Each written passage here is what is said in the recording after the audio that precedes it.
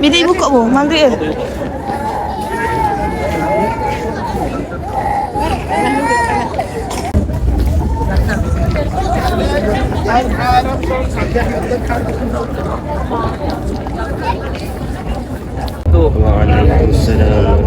Alhamdulillah, kita semua dah sampai di kawasan dataran Masjid Nabawi.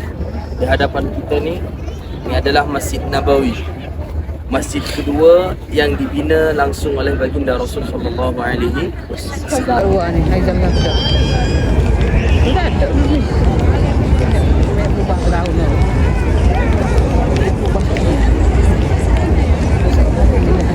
Ya, kau menantang kau ni. Tak ada buat ada kawan ni tu.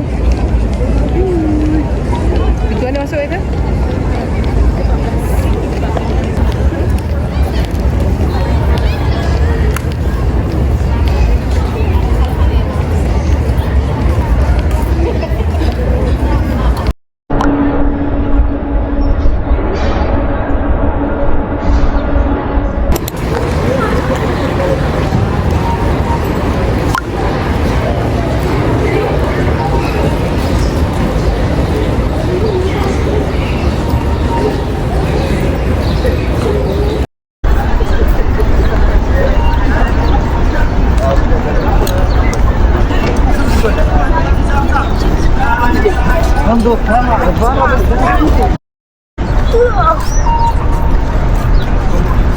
Okay, bismillahirrahmanirrahim. Assalamualaikum warahmatullahi wabarakatuh. Alhamdulillah, kita berada di kawasan musalla atau musallayat Al-Ghamamah.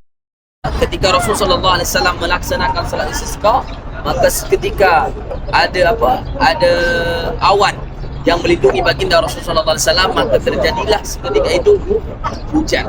Sebab Rasulullah sallallahu alaihi wasallam melaksanakan solat istisqa. Seketika Rasulullah menetapkan sini tahun kedua Hijrah, maka pada tahun kedua Hijrah berlaku 3 perkara. Yang pertama, solat istisqa, solat minta hujan. Yang kedua, pertukaran arah kiblat.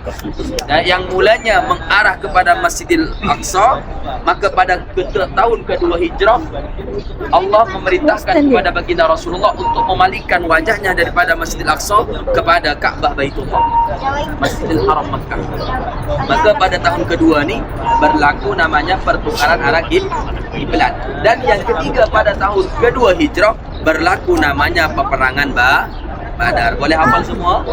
Selalu saya sebut tahun ke-1 ni ada 2 peristiwa pembinaan Masjid Quba dengan Masjid Nabawi. Tahun kedua Hijrah, solat istisqa, pertukaran arah kiblat, perang Badar. Tahun ketiga Hijrah, peristiwa peperangan Uhud. Tahun keempat Hijrah, peperangan Bani Nadir. Tahun kelima Hijrah, peperangan Khandaq. Tahun ke-6 Hijrah, perjanjian Hudaibiyah. Tahun ke-6 Hijrah terjadi peperangan Khaybar dan umrah qada baginda Rasul sallallahu alaihi wasallam. Tahun ke-8 Hijrah terjadinya Fathul Makkah. Kaum muslimin dapat menguasai kembali Mekah. Kemudian pada tahun ke-9 Hijrah terjadinya peperangan Tabuk. Dan tahun ke-10 Hijrah terjadinya pelaksanaan Rasul sallallahu alaihi wasallam dalam penyempurnaan ibadah haji. Kemudian tahun ke-11 Hijrah wafatlah baginda Rasul sallallahu alaihi wasallam. Insyaallah dah hafal semua kan? Alhamdulillah.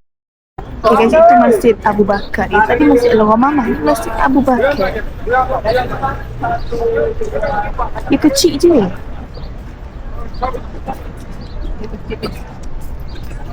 Tadi bukan masjid, tadi musola. Tapi ni masjid. Kecil ya? Boleh? Berat duduk sini ya? Wow.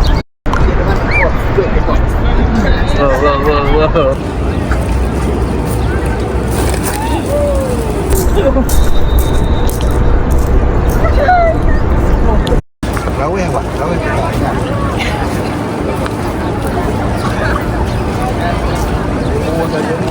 Abu Bakar Itu masih ada ni. Khalifah. Masih ada. Berada di kawasan Saqifah Bani Sa'idah. Nampak tak belah kiri kita ni yang tengah proses penanaman. Ini adalah tempat di mana sahabat Abu Bakar As-Siddiq radhiyallahu anhu beliau diangkat menjadi khalifah. Mudahkan Abu Bakar, mudahkan Umar, tidak. Yang diingat Rasul sallallahu alaihi wasallam orang yang tidak pernah dijumpai oleh baginda Rasul sallallahu alaihi wasallam. Kita ni yang diingat oleh Rasulullah. Bermakna kalaulah sampai saat ni kita ni belum ada lagi rasa cinta kepada Rasulullah, maka boleh tanyakan pada diri kita, adakah iman dalam hati kita? Sebab Rasulullah, sebelum Rasulullah tahu kita, sebelum rasanya kita belum ada lagi kita, bahkan 1400 dulu Rasulullah dah mengungkapkan kecintaannya kepada kita. Itulah ungkapan cinta Rasul sallallahu alaihi wasallam kepada umatnya. Maka pada saat ini kita semua ungkapkan kecintaan kita kepada Rasulullah dengan memperbanyak melaksanakan amal-amal sunnah. Okey, itu. Jadi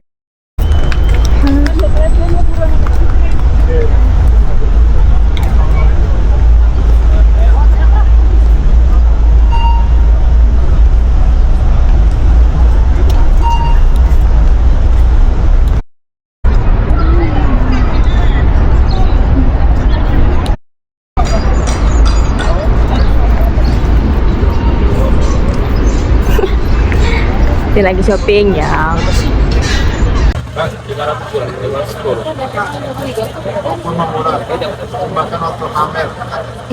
Najwa. 100 boleh lah. Iya, aku tunggu ini sudah diskon. 100 lah. Ini sudah diskon.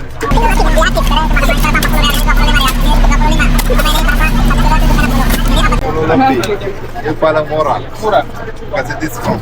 110 lah. Bila TikTok. Lagi TikTok.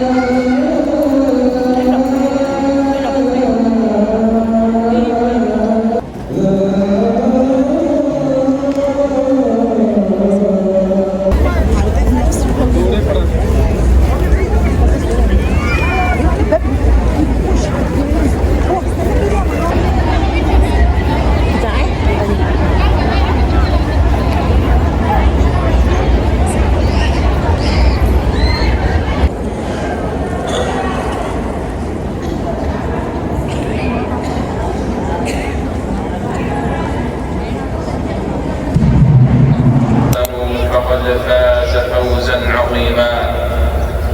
أيها الناس، إن الإنسان فقير ومحتاج إلى ربه.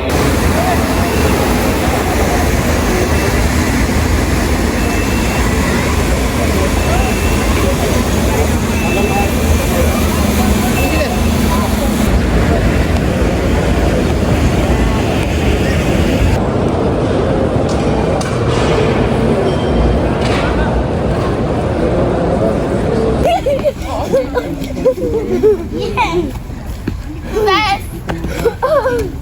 Kita best friend. Kita best friend.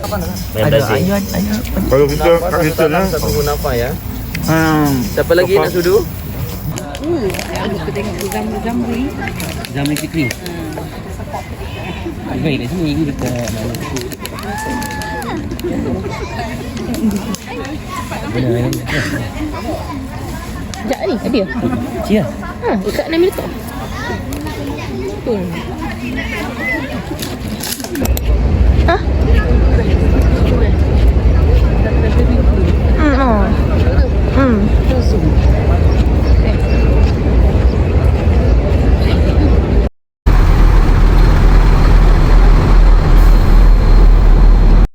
Ini adalah masjid Quba. Masjid pertama yang dibina dalam Islam.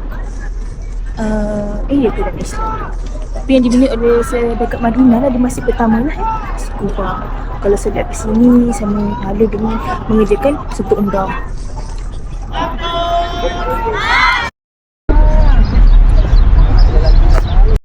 Dekat kawasan sana, dekat bawah dataran tu, ya, yang ada pokok kurma tu. Ketika mana Rasulullah sallallahu alaihi wasallam disambut gembira oleh penduduk Ansar, kaum Ansar. dengan qasidah Tala'al Badru. Pernah dengar? Tala'al Badru alaina. Mereka menampakkan kegembiraan sebab Rasulullah datang ke kawasan Madinah atau ke kawasan Quba. Maka setelah Rasul sallallahu alaihi wasallam dekat sana datang, maka kat sana tu ada museum. Tapi mahal lah bayar ya. Kita hanya tengok daripada sini saja. Nama dia Mustadal. Mustadal itu bermakna tutup kepala. Rida. Itulah rida yang digunakan Abu Bakar yang dibagi kepada Rasul sallallahu alaihi wasallam. Sebab ketika mana Rasul sallallahu alaihi wasallam sampai ke kawasan sana, ramai orang yang tidak mengenali Rasulullah. Maknanya mereka ni ketika berjumpa dengan Rasulullah dan Abu Bakar, mereka lebih awal cium tangan Abu Bakar. Maknanya peluk Abu Bakar terlebih dahulu. Maka Abu Bakar pun mempunyai firasat bahwasanya mereka salah orang. Sebetulnya mereka kena salam dulu dengan Rasulullah. Sebab Abu Bakar membawa rida. Maka rida tersebut kemudian dibagi kepada baginda Rasul sallallahu alaihi wasallam. Maka semuanya mengenal bahwasanya yang menggunakan rida tersebut adalah baginda Rasul sallallahu alaihi wasallam. Kemudian Rasulullah bermalam dekat sana bermalam selama 4 hari 4 malam. Selalunya Rasulullah datang ke kawasan ini dulu tanah kosong. Akan tempat untuk pengeringan kurma. Kemudian ada keinginan Rasulullah nak bina masjid, terbinalah masjid ni. Okay, kemudian jemaah sekalian, kat sana tu ada ramai orang tu yang diam tu. Dekat situ tu ada telaga, beri nama Telaga Cincin, Bi'rul Khatam. Dekat sana tempat terjatuhnya cincin baginda Rasul sallallahu alaihi wasallam. Tapi terjatuhnya cincin Rasulullah bukan di tangan Rasulullah, melainkan pada tangan sahabat Utsman. Nanti kita boleh pergi ya. Sekarang kita solat dulu.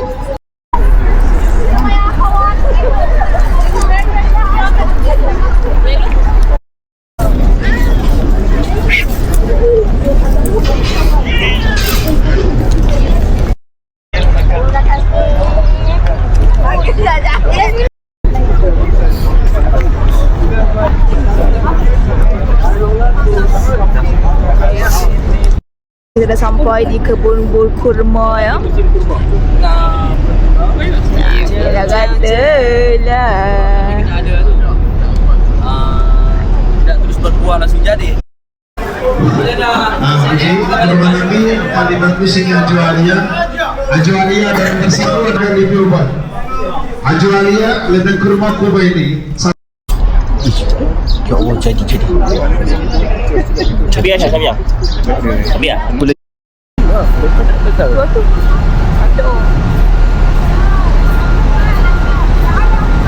Ada jabat Aina weh. Ada jabat Aina. Jabat master. Ainun. Ain.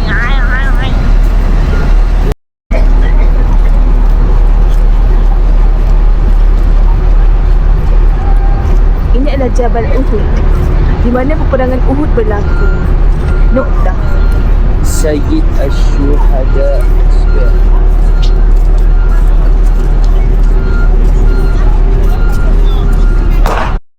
Okay, ada semua sekalian yang dirahmati oleh Allah Subhanahu wa taala. Jadi terjadinya peperangan Badar ni, peperangan Uhud ni sebetulnya asbab kekalahan pasukan Badar kaum kafir Quraisy ketika mana terjadinya peperangan Badar. Maknanya ini adalah merupakan balas dendam orang kafir Quraisy. Maka mereka hendak menyerbu Madinah, maka terjadilah pada tahun ke-3 Hijrah. Peperangan Badar 2 Hijrah, Uhud 3 Hijrah. Maka orang kafir Quraisy berhimpun membawa pasukan seramai 3,000, sedangkan orang muslim yang ada yang membersamai Rasulullah hanya 1,000. Tetapi daripada 1,000 ni ada pada kalangan orang munafik sebanyak 300. Maka yang betul-betul membersamai Rasulullah hanya 700. Tetapi Rasul sallallahu alaihi wasallam merupakan pimpinan yang bijaksana yang dapat mengatur pasukannya. Rasul sallallahu alaihi wasallam mengambil pasukan pemanah yang berjumlah sebanyak 50 saja yang diketuai oleh Abdullah bin Jubair. Maka pada saat diketuai Abdullah bin Jubair, sebelum pasukan pemanah ni menetapi di tempat yang diarahkan oleh Rasulullah dah berwasiat, bila mana terjadi kekalahan kepada kaum muslimin, pasukan pemanah yang saya tugaskan di atas bukit pemanah jangan ada yang turun, baik dalam keadaan kalah atau menang. Rasulullah dah wasiatkan kepada mereka. Itu bukit pemanah yang tengah yang ada satu orang berdiri. Itu bukan patung ya, itu orang. Maka orang kafir Quraisy ni pula juga mengatur strategi. Yang mana kafir Quraisy ni diketuai Abu Sufyan dan juga Khalid bin Walid. Abu Sufyan dulu memimpin Badar, kalah. Kemudian Abu Sufyan tak ingin kekalahan tu berulang lagi. Sekiranya terjadi kekalahan pada kaum kafir, apa kata Abu Sufyan, maka kita lari. Lari semacam mana kita lari ketika kita kalah di kawasan Badar. Kemudian ketika mana kaum kafir menyerang kaum muslimin yang dipimpin Abu Sufyan, itu pimpinan pertama ya, serangan pertama. Dipimpin Abu Sufyan dengan pasukannya, dengan pasukan berkuda, dengan pasukan pemanah. Maka orang kaum muslim yang ditugaskan memanah itu, maka pada saat itu melepaskan anak panahnya, maka seketika itu kekalahan ada pada kaum kafir kepada pasukan Abu Sufyan. Semuanya berjatuhan daripada kudanya, daripada untanya. Maka seketika itu mereka lari daripada kekalahan ini, mereka lari ke kawasan ke arah Mekah. Terus lari mereka. Ketika mereka lari, maka di saat itulah serangan kedua bermula. Sebab Khalid bin Walid ni dah mengatur strategi. Bila mana Abu Sufyan lari kekalahan tu, kemudian pada masa tu nanti kaum muslimin tidak menghiraukan kita lagi untuk balik menyerang, maka di saat itulah kita ambil posisi kaum muslimin. Maka betul ketika Abu Sufyan lari, kemudian Khalid bin Walid pun lari juga. Lari di belakang, lari ikut Abu Sufyan. Tetapi dia lari mengatur strategi, bukan lari terus pergi ke Mekah. Maka pada saat itu betul-betul nampak mereka dah lari, maka kaum muslimin pun dah mulai lengah. Maknanya mulai tak kisah lagi mereka. Mereka dah lari kan. Dan maka pada saat mereka dah lari, maka mereka yang ada di atas bukit ni nampak banyak harta yang ditinggalkan kaum kafir Quraisy. Sebab dulu ni kan, bila mana berperang mesti membawa harta rampasan yang disebut dengan ghanimah. Bila mana kalah, maka kita boleh ambil. Maka mereka meninggalkan ghanimah tersebut, harta rampasan yang ditinggal kat sini. Maka mereka lari ke sana. Kaum muslimin yang ada di atas bukit pemanah ni mengira mereka takkan balik lagi. Maka mereka pun lupa dengan wasiat Rasulullah SAW. Apa wasiat Rasulullah? Kalah atau menang jangan turun. Maka pada saat itu mereka dah mula turun. Kemudian Abdullah bin Zubair sebagai ketuanya, dia melarangnya untuk turun supaya ingat dengan wasiat Rasulullah SAW. Maka kata mereka dah lari dah. Nak buat apa lagi kita di atas bukit? Kita dah selesai tugasnya. Kita kena ambil harta rampasan yang ditinggalkan oleh kaum kafir. Maka ketika mana kaum muslimin tengah tak ada dekat atas bukit ni, maka Khalid bin Walid mengelilingi bukit ni. Bukit ni sepanjangnya 7 km. Maka Khalid bin Walid membawa pasukannya lari mengelilingi bukit ni. Kemudian ketika mana kaum muslimin tengah mengambil harta, maka pada saat itu serangan kedua daripada Khalid bin Walid yang dipimpinnya mengenai kepada kaum muslimin yang tengah mengumpulkan harta. Maka disitulah pertempuran terjadi. Maka pada saat itu pula kekalahan ada pada kaum muslimin. Kaum muslimin terbunuh sebanyak 70 sahabat yang terbunuh ketika peperangan Uhud. Peperangan Uhud ni kisah yang menyedihkan. Sebab kenapa? Sebab ketika peperangan Uhud ni yang wafat adalah paman baginda Rasul sallallahu alaihi wasallam. Siapa yang wafat? Adalah Sayyidina Hamzah, paman baginda Rasul sallallahu alaihi wasallam yang dibunuh oleh Wahsy. Tahu Wahsy? Wahsy ini adalah budak daripada orang kafir Quraisy yang dijanjikan oleh tuannya bila mana dapat berhasil membunuh Rasulullah atau Hamzah, maka dijanjikan kepadanya akan diberikan kemerdekaan kepadanya. Maka Wahsy bersemangat ketika perangan Uhud ingin membunuh Rasulullah atau membunuh Hamzah. Maka pada saat itu betul-betul berhasil mereka membunuh Sayyidina Hamzah. Mereka membunuh Sayyidina Hamzah dengan sadis. Ketika mereka menebas kepala Sayyidina Hamzah, mereka belum puas hati lagi, khususnya yaitu Ikrimah, anak daripada Abu Jahal. Ikrimah dan Hindun mendekati jasad Hamzah yang dah tak ada kepala tu, mereka membelah dada Sayyidina Hamzah. Sebab mereka ni sangat benci dengan Sayyidina Hamzah. Sebab mereka memenangkan ketika perangan Badar. Yang dibunuh adalah ayah mereka. Maka Ikrimah ni sangat dendam kepada Sayyidina Hamzah. Maka dibelahlah dada Sayyidina Hamzah. Bahkan Hindun tu dan Ikrimah memakan ulu hati daripada Sayyidina Hamzah. Tapi Allah tidak izinkan mereka menelannya sehingga dimuntahkan kembali. Kemudian jemaah sekalian, pada masa tu Rasulullah kan ikut peperangan. Maka pada saat itu Rasul sallallahu alaihi wasallam pun pada peperangan Uhud ni sekujur tubuh baginda Rasulullah dipenuhi dengan darah. Sebab pada saat tu Rasul sallallahu alaihi wasallam memang nak dibunuh. Maka yang melindungi Rasul sallallahu alaihi wasallam namanya adalah sahabat Tolha. Tolha ni dalam sirah dikatakan anak panah yang menempel di jasad Tolha ni ada lebih 50 anak panah yang menempel di tubuh jasad Tolha demi melindungi baginda Rasulullah. Bahkan sahabat Tolha ni demi melindungi Rasulullah dia membungkuk macam ni. demi melindungi Rasulullah di tengah-tengahnya. Tetapi bukan hanya Tolha saja, banyak sahabat yang melindungi Rasul sallallahu alaihi wasallam. Sebab ada orang kafir Quraisy namanya Abdullah bin Khalaf. Pernah dengar? Abdullah bin Khalaf ni adalah orang kafir Quraisy yang ada di Mekah. Dia daripada dulu memang benci pada Rasulullah dan selalunya bila berjumpa dengan Rasulullah, saya akan bunuhmu wahai Muhammad. Tiap-tiap jumpa Rasulullah buat macam tu. Tapi Rasulullah jawab, saya yang insya-Allah akan membunuhmu. Maka Abdullah bin Khalaf ni walaupun dia berani di hadapan orang kafir Quraisy akan bunuh Muhammad, tetapi di malam hari dia ada rasa takut. Sebab Rasulullah yang mengucapkan insan yang tidak pernah berdusta daripada lisannya yang keluar, dia akan membunuhnya. Maka dia ketakutan dengan ucapan Rasulullah. Maka ketika Abdullah bin Khalaf datang kat sini, dia melepaskan tombak kepada Rasulullah sehingga mengenai pipi Rasulullah. Maka baju perangan Rasulullah ni pecah sehingga pipi Rasulullah ni tergores. Bahkan gigi Rasul sallallahu alaihi wasallam ni patah ketika perangan Uhud. Maka Rasul sallallahu alaihi wasallam sempat dihujani dengan tombak tu. Rasulullah ambil tombak kemudian dilepas kepada Ubay bin Khalaf, maka terus mengenai kepada leher Ubay bin Khalaf. Maka Ubay bin Khalaf ni tidak mati dekat sini, tapi mati masa dia balik Mekah. Maka dalam sirah Rasulullah ni memang tak pernah bunuh orang, tapi masa tu memang betul-betul uzur kepada Rasulullah. Maka Rasulullah terpaksa melepaskan tombak sehingga mengenai kepada Abdullah bin Khalaf, sehingga dia mati ketika mana balik ke Mekah. Kenapa sahabat demi berkorban tubuhnya berdarah? Sahabat ini semuanya ingin membuktikan kecintaan kepada Rasulullah, mengorbankan nyawanya. Bahkan yang tadi saya sebut tu nama dia Tolha tu, sahabat Tolha ni, tangan dia ni jari jemarinya tak ada dah.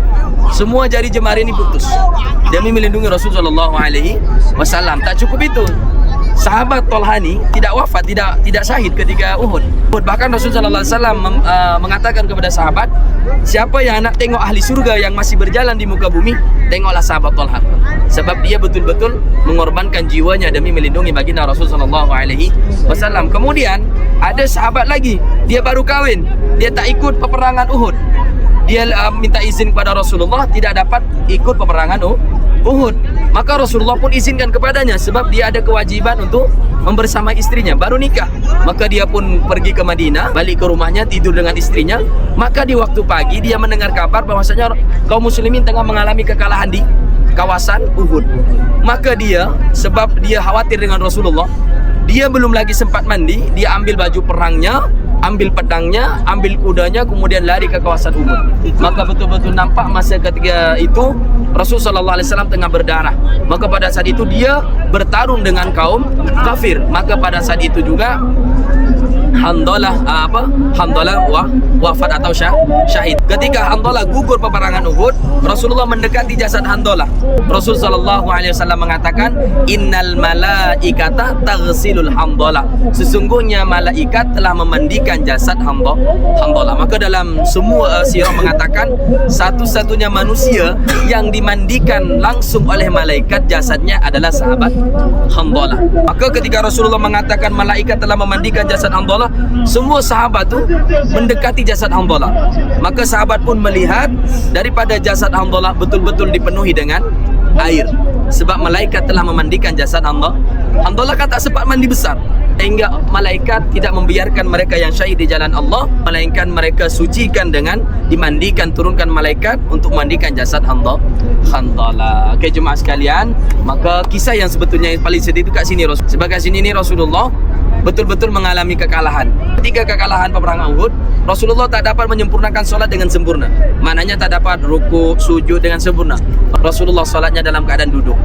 Selepas selesai peperangan Uhud, baliklah Rasulullah ke Madinah. Maka pada saat peperangan Uhud, Rasulullah betul-betul sedih. Maka yang wafat dekat sini, yang syahid ketika peperangan Uhud, ada 70 sahabat dan dimakamkan dekat kawasan tu. Nampak tak? Ada dalam pagar tu. Kita boleh pergi dekat ya. Okey jemaah, jadi paman baginda Rasulullah dimakamkan dekat kuburan ni. Tapi tidak ditentukan sebab kat sini ni semuanya dikumpulkan. Sebab pernah terjadi berlaku banjir. Kita melontak ya petang ni. Banyak ya.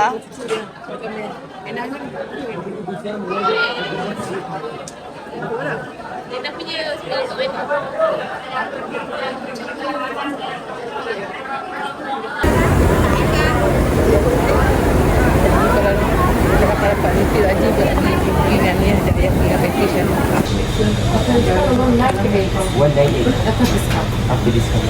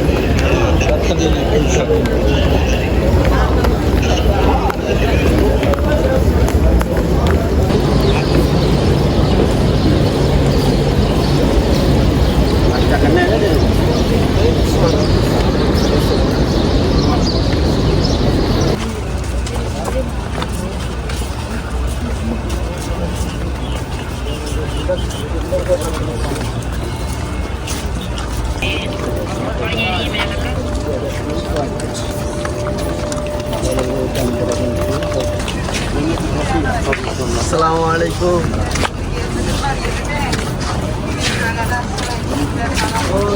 Assalamualaikum.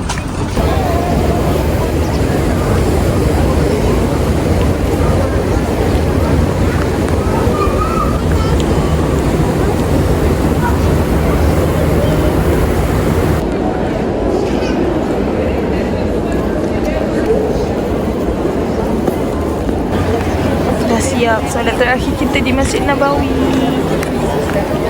Nabawi pergi hotel balik. Kita kena makan. Nanti kita kena siap-siap. Check out pukul 2. Sekarang pukul 1. Ya. Let's go.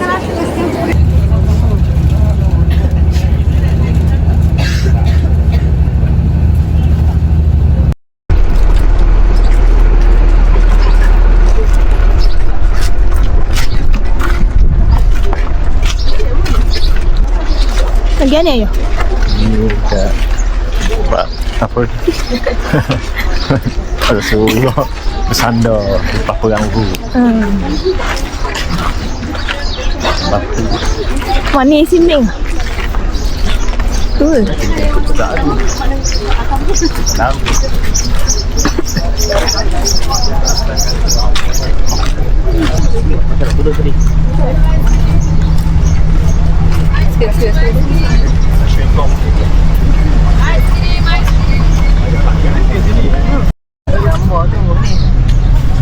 Masjid Al-Fas.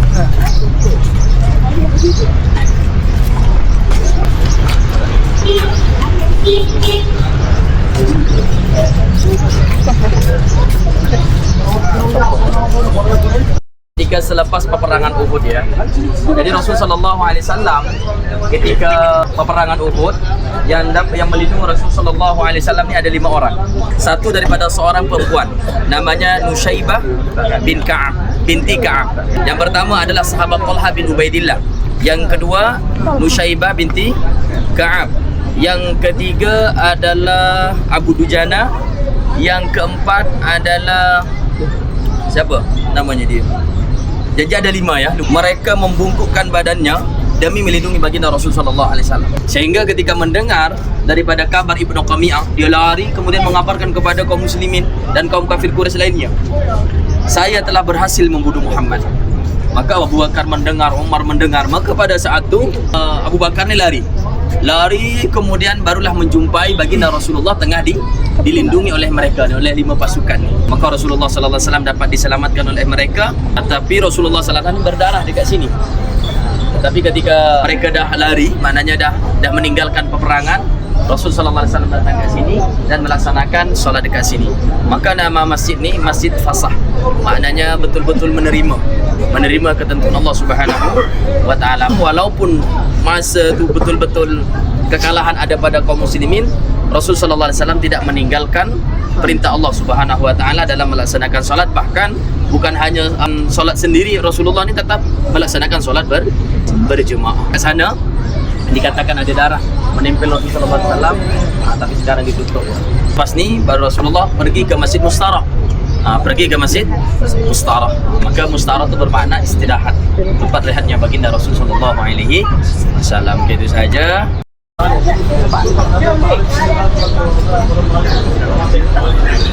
Dalam biji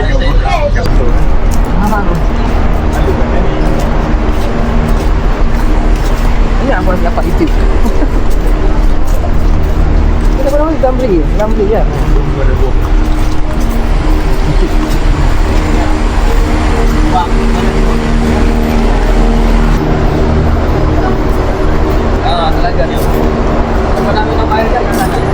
Mana buaya? Boyemu tak lagi ni je. Aswali. Tidak. Mana air? Historical water sources in Al-Madinah Al-Munawwarah, wells. Wells are among the oldest water sources relied upon by humans. Springs were known in Al-Madinah Al-Munawwarah in the early day of Islam. Saya baca ni Al-Abar, Al-Baro. Mana baru? Al-Abar, you tinggal A. Ini adalah pokok kurma. Masya-Allah. Mana kata dia? Mana teraga dia? Saman buat mana? Saya tidur di tidur. Saya rasa yang saman. Ya. Alhamdulillah. Telaga ni built to Kurma by siapa nama dia tadi? Farisi. Salman Al-Farisi tu siapa? Ha. Ahli kitab. Stupid. Yang mana? Oh, kau masih kupak. Serius. Kamera siapa yang ambil? Kan salah kau boleh selfie kan? Ni Itu bukan hadis sawi. dan saya dengan cerita dia pun saya terkejut juga. Dia ilmu yang dia ada, alhamdulillah. Sebab tu saya banyak diam daripada dia. Okey.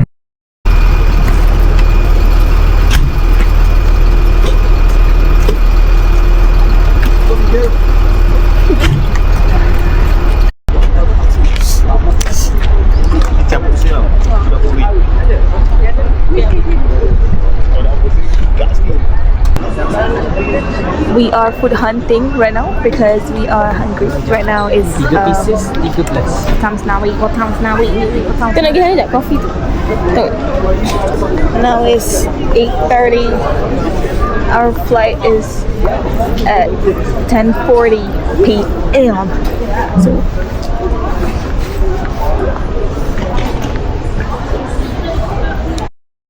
scary doh macam